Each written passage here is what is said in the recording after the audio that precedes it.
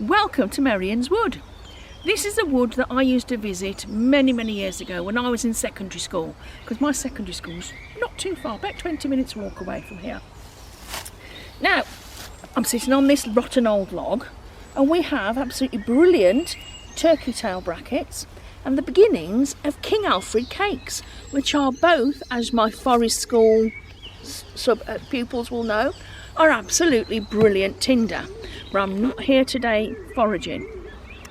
This wood, we know it's been here since the 11th century, which was the 1000s, because of the mass areas in which the English bluebells are spread out in the woodland. It was a deer park at that point as well, and it remained a deer park until the 14th century, which was the 1300s. I don't know whether you can hear, but we've also got green parakeets flying around as well, and they're flying in from Sandwell Valley.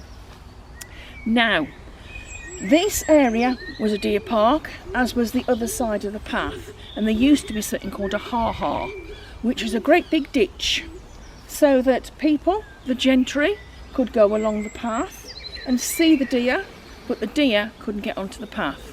At one end of the path is a lodge house, and at the other is another ancient lodge house. There were 4, there are 3 now still in existence, and they're all private residences. The hall, sadly, has long gone. But we're here, as I say, to look at bluebells. What's the difference between an English and a Spanish bluebell?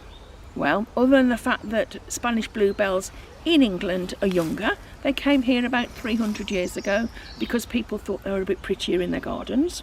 If you speak to one of these, can you hear that parakeet? There's always a critic. If you speak to an English bluebell, it won't answer you in Spanish, so let's find out. Buenos tardes!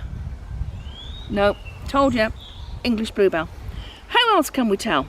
Well, the flowers only flower on one side. If you have a Spanish bluebell, they will flower on all sides of the stem.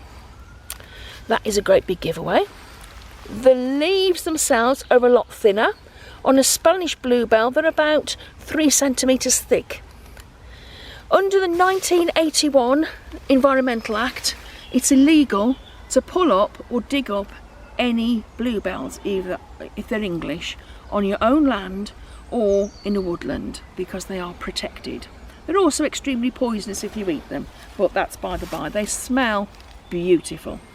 Another way that you can tell is if you tip up the cup.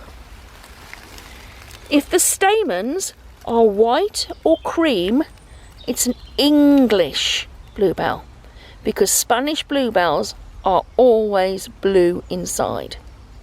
You sometimes get a hybrid which turns out white, but they're quite rare, and Spanish bluebells are also pink. So there's a big difference. It's mainly the leaves and the way they flower, and if they don't answer when you speak to them in Spanish, they're definitely English. I'm going to reminisce in this beautiful woodland for a little bit longer. I've noticed that there are a few dens that people have been building. That is brilliant. And it would be lovely one of the days, maybe, when all this madness of the pandemic is over, that we could possibly visit in the minibus. There's plenty of parking. And we can go and visit and see all the historical sites, as well as the botanical sites, as well as fire pit foraging that this ancient woodland can offer for everyone. Great place to walk, great place to explore. But I'll see you soon. Take care, everyone. Bye for now.